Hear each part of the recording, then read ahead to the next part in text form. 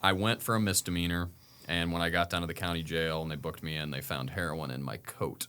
So that was immediately felony 5 possession and a felony 3 conveyance because it had come into the correctional facility. I'm a former Detroit police officer and rode with the 1%er motorcycle club. During that time, I was involved in a lot of altercations. I had a gun shoved in my face. The trigger was pulled, and I got a plate under my left eye. I'm Manny Vitale, and this is my story. Hey everybody, how you doing? I'm Manny Vitale, host of My Fight Our War. Today we are with Louis Essig. And as always, we have these amazing stories of comeback and sometimes failure, sometimes stumble, and about recovery and support. And that's what we're about, talking with Louis, some of our stories. It's funny with addiction, you'll hear people say that our stories are so different, but they're so much the same. Yeah. And I was like, again, no, that doesn't make sense until you start sharing. And I started to get it, man. So first of all, man, thank you for coming on the show, man. Of course. Not a problem at all. Happy to do it. Oh, I appreciate it. And you know what? Just getting things started here. Why don't you just basically let's start by getting to know you, man. Where you at? Where you from? And Sure. Yeah, I'm from Columbus, Ohio. Born and raised my entire life. I grew up in a little suburban community called Grandview Heights, just outside of Columbus, and very well-to-do neighborhood. I'm not gonna fucking sit here and lie to you. I don't have stories of like hand-me-down clothes or like the hot water being shut off or not having food. It's not a part of my story. I did not want or need for anything as a child. I was taken care of. That being said, my genes are a little questionable, and I'm not talking about my pants. I'm talking about my genetics. My sister is in recovery. She's an alcoholic like I am. My mother passed away from an overdose 4 years ago. I'm sorry. While I was in recovery. It happens. I understand it because I know the disease. Her grandfather died of cirrhosis of the liver, and her mother committed suicide. So, it's not looking real good for me, is what I'm fucking getting at here. Exactly. My genes are not the best. But I had a very normal childhood. I participated in every activity, sport, you name it. Not a dummy. I did okay in school. I always talk about 5th grade was when I got my first information or education on drugs and alcohol, and it was DARE. I don't know. Did you do DARE? Yeah. Well, they used to. Yes, they did. Yeah. So they came in and they did their whole fucking just say no routine. Mm-hmm. And, you're really young. You're in 5th grade. You don't really know what drugs and alcohol are. And so I remember thinking to myself, if I abuse drugs or abuse alcohol, it is going to ruin my life. And not only is it going to ruin my life, but it's going to happen immediately. So I was under the impression as a 5th grader, as a kid, that if I went out, smoked some weed, drank some beers, the next day my life was going to burn to the ground.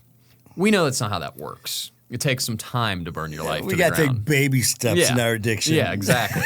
You don't burn your life to the ground overnight. I mean, certainly you can, but that's what I thought. And so when I moved into high school, the thing about Grandview is it's really small. So graduating class of like 95 kids. Oh. So we're K through 12 together. So you get really close to a lot of your classmates and kids that go to school. And I started to watch them go out to parties on Friday, Saturday, and they'd come back to school Monday. And lo and behold, everything was fine. They'd pass their tests. So they didn't have that next day death. Yeah, they'd go to fucking practice. Everything was normal. And I was like, these fuckers lied to me. These fuckers lied. They lied to a kid in 5th grade. Yeah, you fucking lied to me. And but I didn't touch a drink or a drug my freshman year. 16 sophomore year is when I first went out, and it was Thanksgiving break. I went to a party, had some beers, smoked some weed. It was fucking incredible. The world opened up to me. I could talk to girls. I felt popular. I really thought that was the piece I was missing. And I was like, all right, cool. Like, I'll do this once a month. I don't want to get crazy just in case maybe, there are consequences from this. Sure. And, so I'd drink once a month, and I'd still play sports, and I still got good grades, and I didn't see consequences for a long time. Man, it's so funny you say that because hearing your start, it's so funny that doing this show and the whole thing about recovery and all that, when you hear a lot of the stories, it's like, came from a broken marriage. It was very abusive. There was drugs everywhere. It was a drug house. All these negative things, and unfortunately, that is the case a lot of times. But as you know, with addiction, man, we manipulate so well. It's always someone else's fault that we're doing shit. Like mine to yours was the same story, man. Growing up, same thing. Yep. So when listening to your story, playing sports and everything, never touched drugs and alcohol, it was like the same thing. Up until a certain point, I didn't have that aha moment. Like, you fuckers lied to me. Right, right. Damn you. Right. But, so with that, it was, so you started, you said your sophomore year in high school? Yeah, I was 16. So then it was just smoking some weed. By the time I got to junior year, I was becoming more active in things like that. So I started selling some weed, and I always want to like highlight and notate I was not like a brick man, right? And I say that because I've heard so many motherfuckers in jail or when I worked in corrections, they were the biggest dope boys in the city. They're lying 90% of the time. Sure, you know what I mean? They fucking move bricks and whatever, and that wasn't me. I made some money, but I wasn't like a brick man. Okay, I just want to make sure. I want to make sure that's clear. People are watching right now. No. Yeah. No. You had a little bag. You had this here. Yeah. I'm your guy. A couple ounces of weed, whatever. By my senior year, I was a professional alcoholic addict. I was smoking weed every day. I had started taking Adderall because it helps you study. And I was we had this thing called open lunch at Grandview, so I could go out. We had an hour to leave the school and go wherever. Like the normal kids would go to McDonald's or Wendy's. I'd go get fucked up, which was awesome. So I could leave in the middle of the school day, get fucked up, come back to school. I was taking Vicodins here and there. And, I was a professional alcoholic addict, but I saw absolutely no consequences. And that was by your senior year. Mm-hmm. So up until sophomore, really nothing. Sophomore year, right to senior, bam, alcohol, drugs. Yeah. Yeah, no, see, that's how I know that it's fucking genetic. I mean, it happened in 2 years. And the thing is, like you were talking about taking those baby steps towards addiction, man, when you already have 2 strikes, and in this case, like you said, everything with your family tree and everything. I mean, I've heard people say, it started off with this and this, and it took over a 10, 20-year period of time.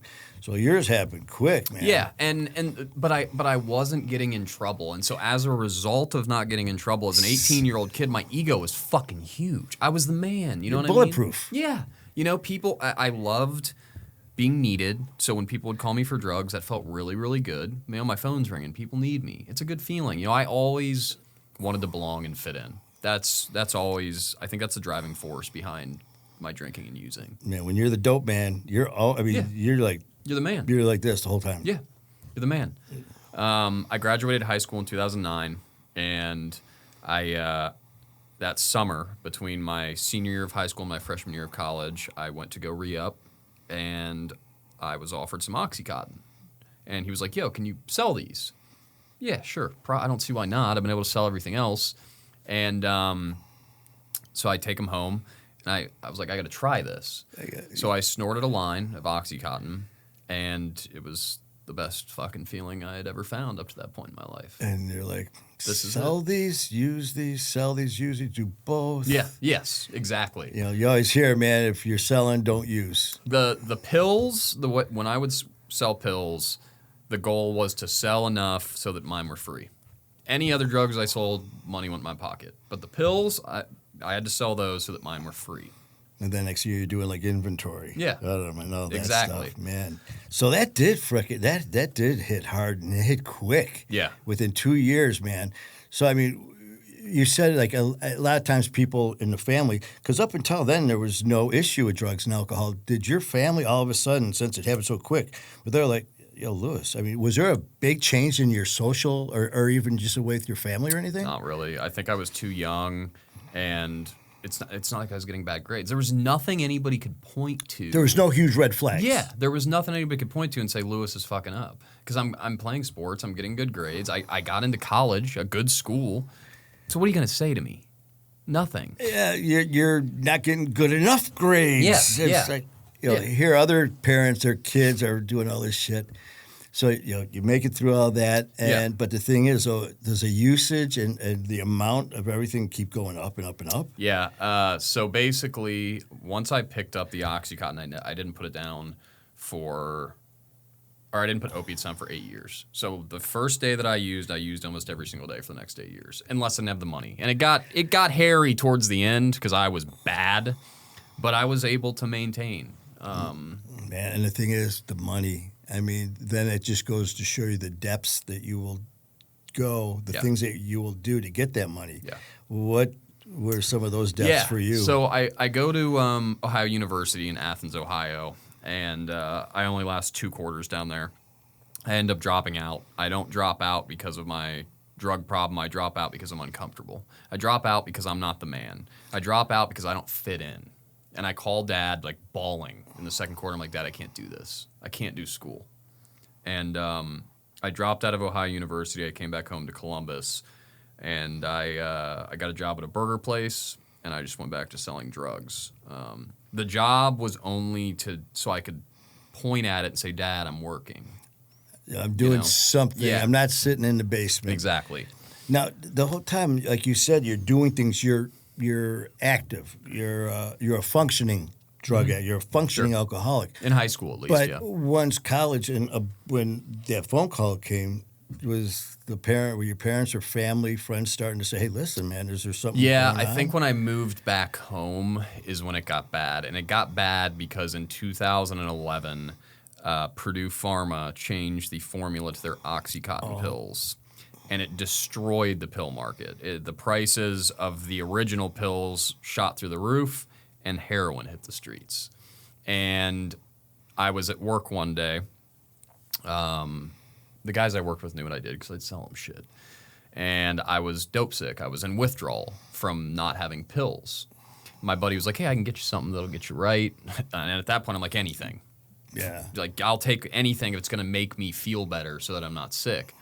So he got me a bag of heroin.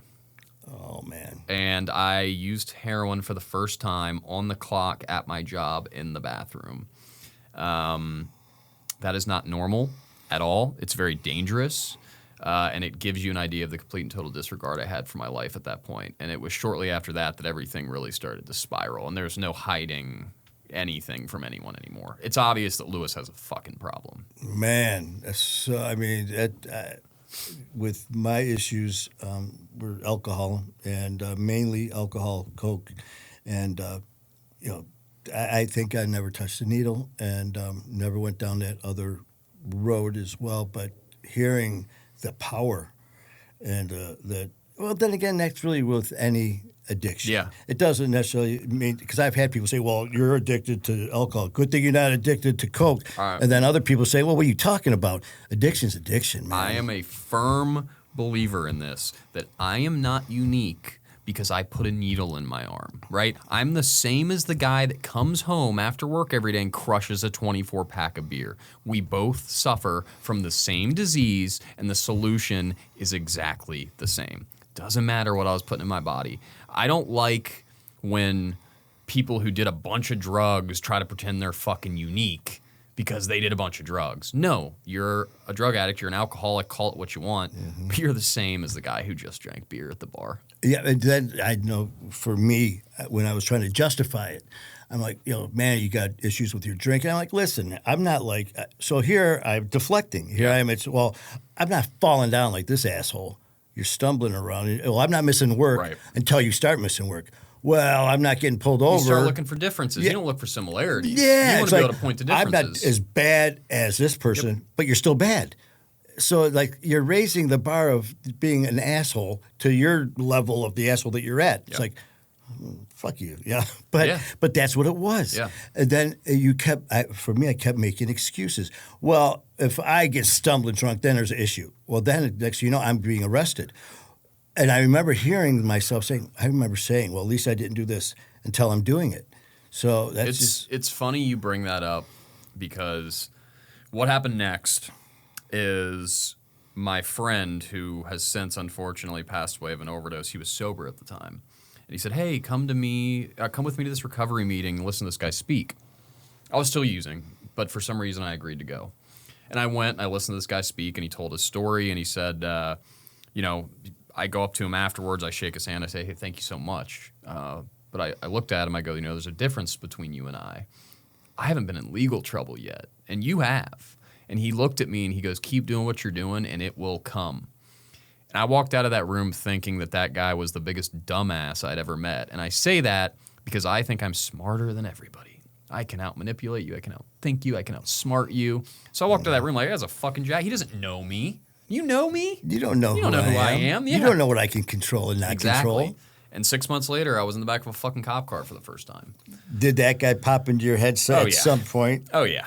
Numerous. That's why I tell the story. I mean, give him the just credit. The fucking asshole was right. Yeah, he was right. Man. I went for a misdemeanor, and when I got down to the county jail and they booked me in, they found heroin in my coat. So that was immediately felony 5 possession and a felony 3 conveyance because it had come into the correctional facility. And I remember when they pulled that bag out, my heart just sunk to my stomach because I was like, my life's over. I'm going to have a felony fucking conviction now. What am I going to do? I grew up in this nice neighborhood. I had all these privileges, all these opportunities, and here I am. It's fucking ruined. And it was after that, dude, it was just in and out. I would go for a week. I'd go for a month. I'd go for fucking 2 months. I mean, it was just in and out of the county jail, just over and over and over, and it became normal. Jail became normal. So it was just like, hey, Lewis. I mean, it was just like... Some of the deputies down there knew me. That's how often I was there. So instead of being a regular at the bar, you were a regular at the booking. Yeah. You were a regular doing, intake. And once you understand how jail operates, like, don't get me wrong, I'm not the biggest guy in the world. I can talk, but I'm not the biggest guy in the world, and that makes jail more difficult. But once you understand how it works, it became normal. And I was just like, this is what my life is going to be now. I remember explicitly sitting in jail one day, and I had this epiphany.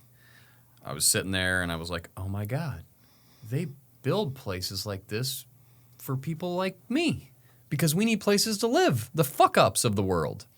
And I was like, prisons and institutions and jails, that's why they build them, so that they can house me. And this is what I'm going to do for the rest of my life. This is my calling. Yeah, it's why these places exist, because I'll never get it together. Wow. And I believe that, man. Shortly after that, we moved out of that neighborhood, that nice neighborhood, and moved to the west side of Columbus, which was a little more rough. Didn't really help my cause. Exactly. It just made it easier to access things. And at this point in time, I'm an IV drug user. So I'm loading everything into a needle. Heroin, crack cocaine, powder cocaine, meth. If it could go into a needle, I'm loading it into it. I'd shoot Dilaudids. I mean, all types of shit.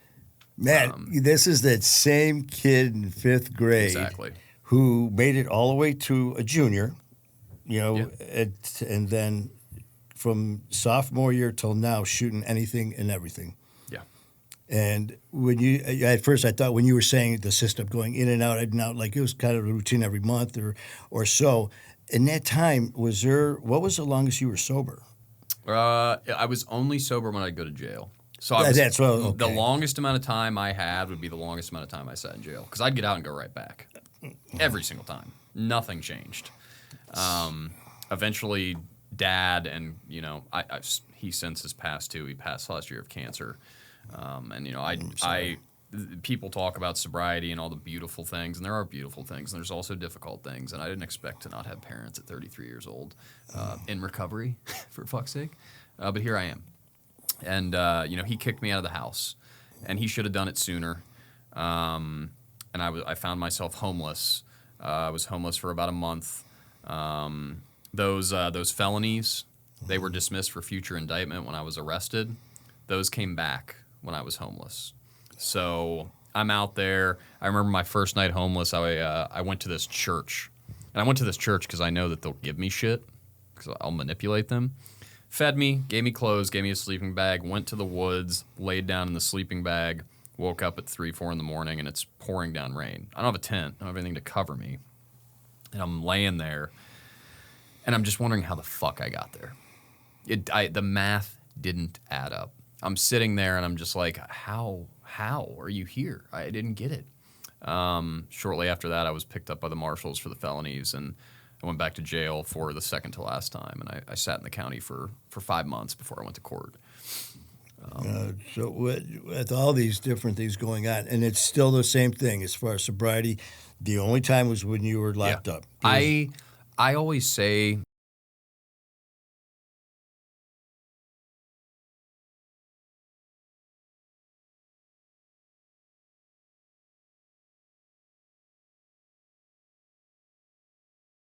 I couldn't do it. I could not pull the trigger. I also wanted to get clean. I wanted to change my life. I just didn't know how. You know, I didn't know what the fuck to do.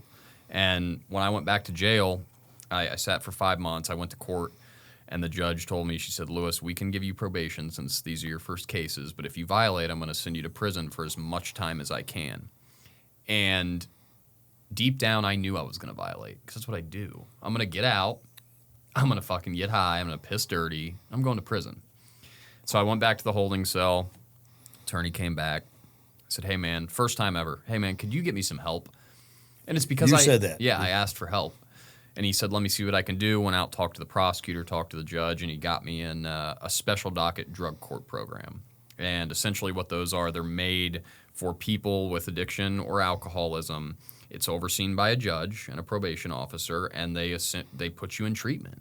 And they walk you through life, basically, teach you to walk again. And I took this drug court program. Part of the deal was house arrest. And you just brought this up. So I'm in jail for 5 months, right? I'm clean, 5 months. When I got out on house arrest, I got released on a Wednesday. Friday morning rolled around, and the gears started to turn in my head. That voice, just once. Do it just once. It'll just make things easier for the transition. Yeah, I'll get high at like 8 a.m. Friday morning. And then that's it. Yeah, and it'll be out of my system by Monday in case I have to piss in a cup. I didn't think about anything else. And I called my guy, he brought me a bag, went upstairs, snorted a line of heroin, went outside to smoke a cigarette, and I collapsed in the front lawn. I overdosed. There was nobody in that house. So if I don't get out of that house, I die. I die alone in that fucking house. I don't know how I got outside. I don't remember anything past snorting the heroin. But I woke up in the ambulance. The neighbors found me blue in the front yard. And I was on house arrest, and off to the hospital I went with my ankle monitor on. And that was within the first 48, right? Yeah. You got Wednesday, out that first Thursday. day, Yeah, Friday. so I made it 2 days. 2 fucking days is the longest I could make it after sitting in jail for 5 months. So 5 months you clean. Well, just like every time you said, Untreated. though, every time untreated, no help, no rehab, no recovery, nothing. 5 months, every morning, afternoon, night, not getting anything, but that second that you that freedom, and Right back to it. Right back to it. After the overdose, I turned myself in because I was off my monitor. So I had already violated because I went to the hospital on house arrest. so you pretty much from the hospital just said, Yeah, Monday you got morning me. I went in, turned in my hospital paperwork. I was like, hey, here, I was honest, which again is another step in the right direction. Hey, I overdosed. This is the paperwork. They locked me back up for 3 weeks. I got out, and I stayed sober for 6 months that time. I did no work on myself. None. So you were out for 6 months, Yeah. So and you were sober. Yeah, right? yeah. So I did what they said, and what they told me to do was pretty simple. It was go to 3+ recovery meetings a week.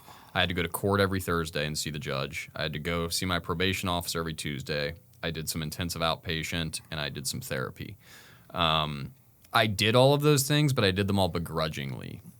Angry. You did them because you were told to, Exactly. not because you felt that you wanted to. Yeah. But So- still, man, I mean, you're out instead of my being life behind got no better. wall. Exactly. My life got better. I was kind of a miserable fuck, but my But it life was- did get better. Yeah, You know? I mean, I had physical sobriety. I didn't have emotional or spiritual sobriety. It was just physical. I just wasn't putting drugs or alcohol in my body. that's a really good way to put that. You know, Yeah. I'm not physically doing drugs. I'm not physically drinking. I'm not physically doing that. But Yeah, mentally and spiritually, I'm a mess. Exactly. And that's what it was. And I ended up relapsing on cocaine. I started shooting it again, actually. Gave them a couple dirty urines. They sent me to a minimum security prison for 6 months. That was my last stint in jail. When things started to change for me is when I started to take suggestions.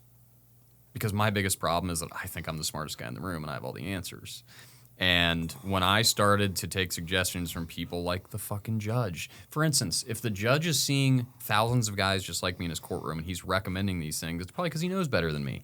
Or if the guy with 30 years sober, I mean, honestly, if he said go stand in the corner on your fucking head and spin in circles, it'll keep you sober, I would have done it. And that's when things started to change, is when Lewis stopped coming up with all the fucking solutions.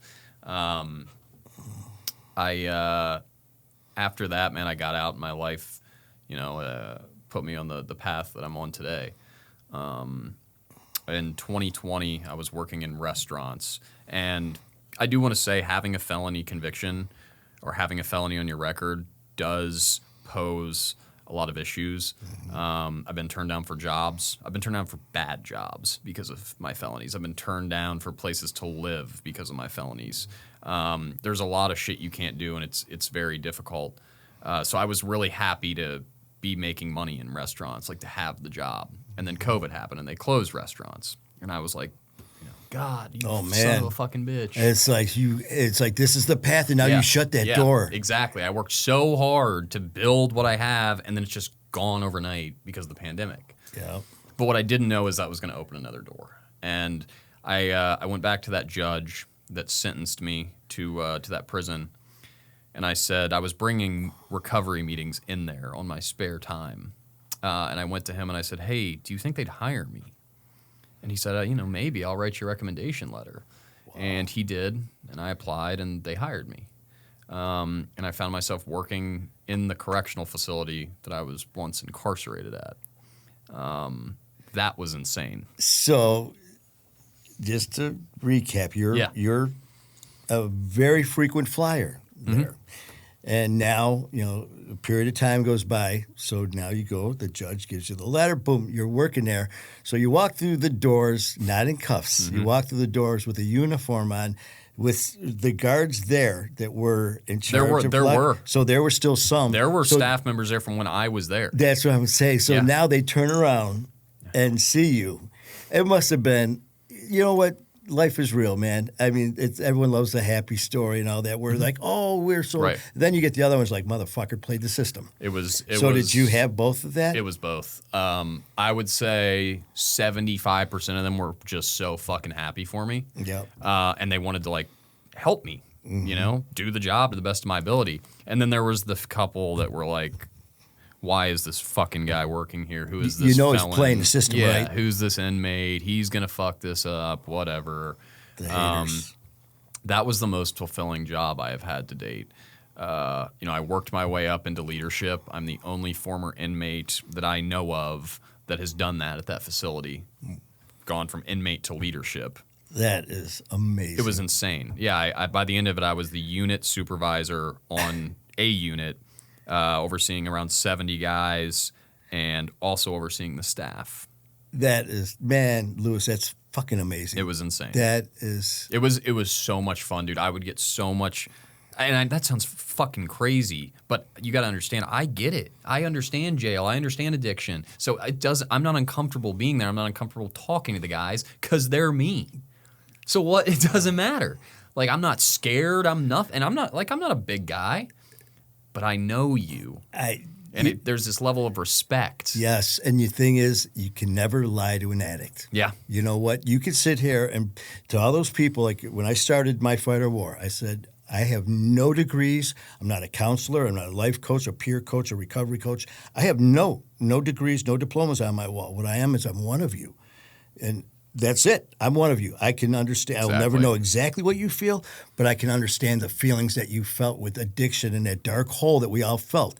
And I can relate. Yeah. And I can give you suggestions where, like, some of these guards who've never dealt with drugs, they see this complete asshole loser. You know what? I always say addictions, addicts, we're always people. We were people before we were addicts. We're people afterwards, man. Absolutely.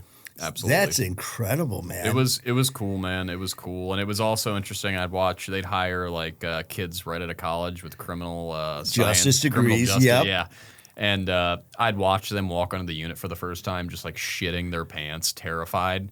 And it's just so funny, like the qualifications for a job like that. Like granted, they hired me, but that's not the norm. But they'll hire fucking, Joe Blow with a criminal justice degree that's terrified to even be around these guys. I've just found that in those settings, lived experience goes a long way. Yes. Is what I'm getting at. And it's experience and it's respect.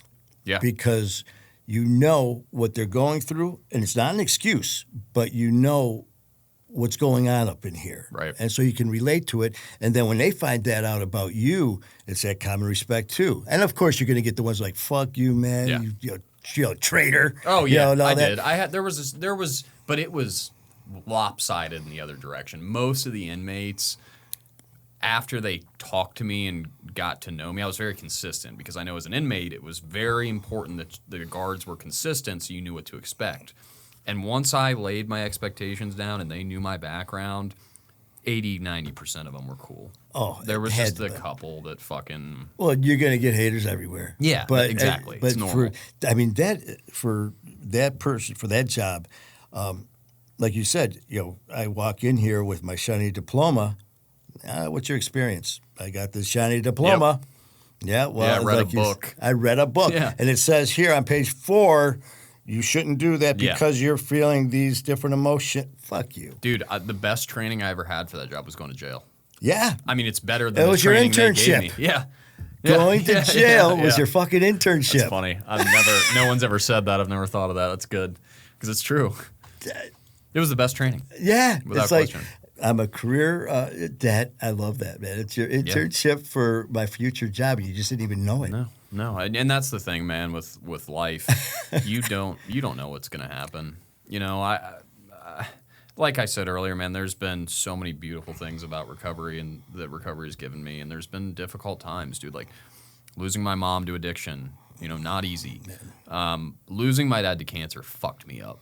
And it still does. Because he was just dealt such a shit hand with me and my sister and my mom. My mom was an addict too. And then when he got hit with that, it was like, damn. Now, did your father use it? Was he anything with... Okay, so he no wasn't problem one of there. us, yeah. But so everyone else, the sister, mom, grandma on my mom's side. And I know that you said that it got to a point with Dad. It was like, listen, got to go. Yeah. And I'm sure that broke his heart. There was those clashes. Before your dad passed, was there any... We were great. That's what I was going to get. Yeah, so he got to see you sober. For years, for 7 years. He saw his son. And not only that, but once he got cancer, I was able to be there. You were there both, physically, emotionally, spiritually. I was able to get him caretakers. I was able to go over there and take care of him. If I was getting high, I'm not doing that shit. Absolutely not. And that sounds terrible, but it's just the truth. Dad is coming second to drugs and alcohol. You know what? Period. And my dad passed from ALS, and this was during my drinking and drugs. And this man's laying in his bed, in a hospital bed at home, dying from ALS, killing him. And here I am just thinking about, just like you just said. And he looked at me one day, laying there, and he goes, "What can I do to make your life better?" Damn. No, it was just like, and you know what? It still didn't fucking wake me up. I still, went on for another year or so.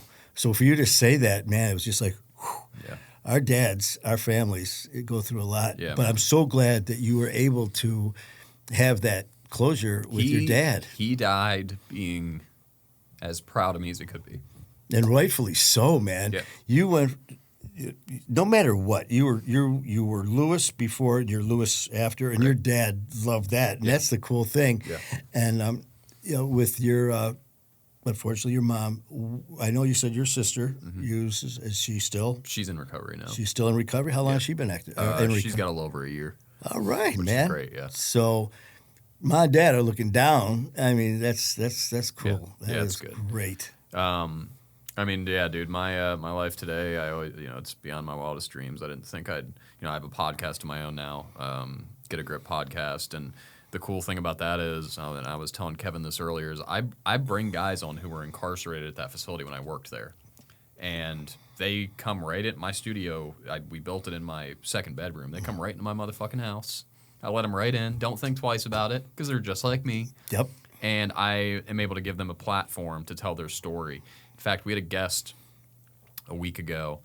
He came on, he told a story. He texted me when he left. He said, "Hey, man, thank you so much. Nobody ever cared about my story. Nobody ever asked me to tell it."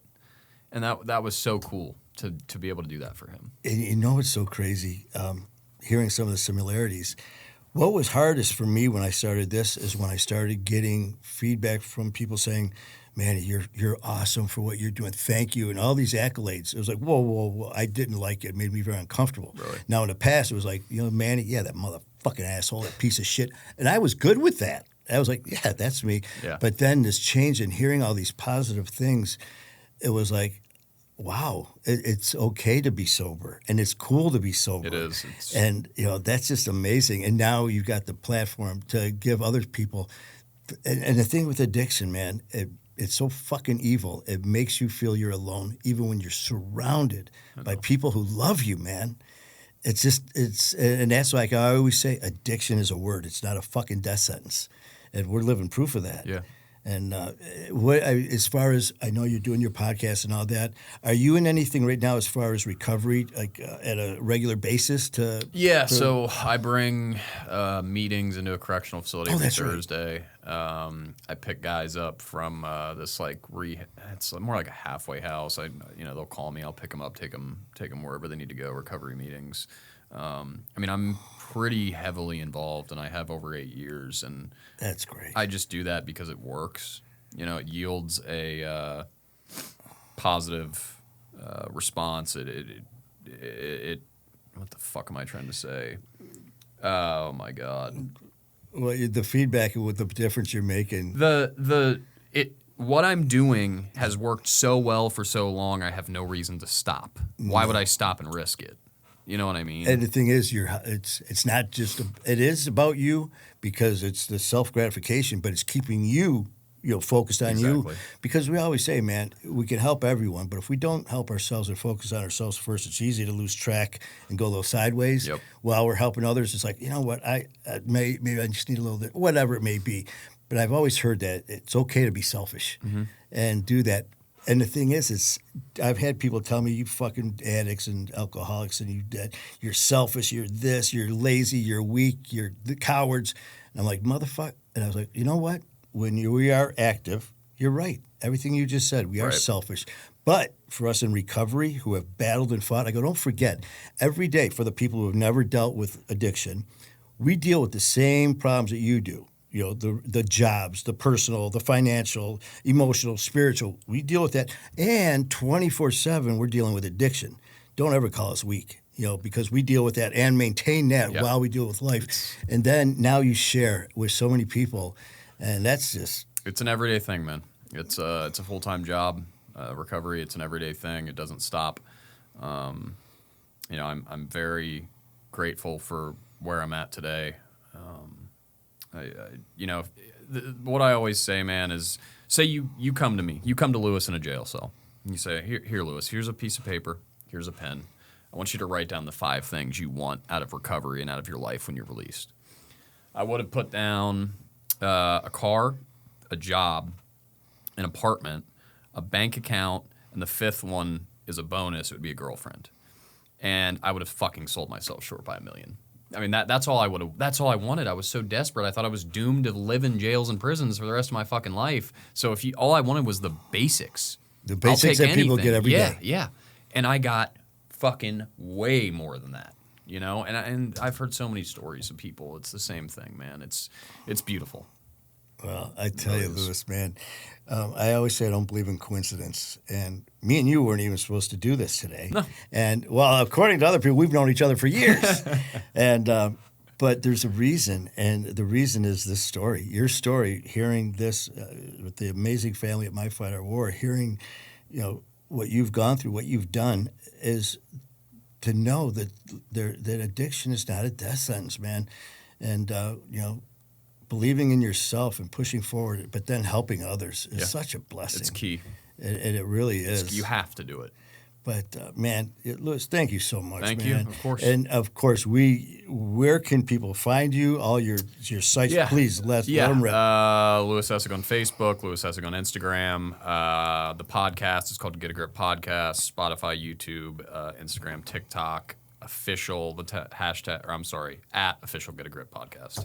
Fantastic! I tell you what, as soon as we get out here, I'm going to be jumping on your stuff, and Appreciate that. it's well, we've got another family that part of your family, part of our family, man. Absolutely. And I'm looking forward to doing more work with you. Hey, me too. I mean, hell, we're going to be coming here from, every 6 weeks. We're going to be here. Yeah. And look forward to doing more work with you. Yeah, dude. Thanks for having me. Oh man! All right, love you, brother. And Easy. again, you have a good one.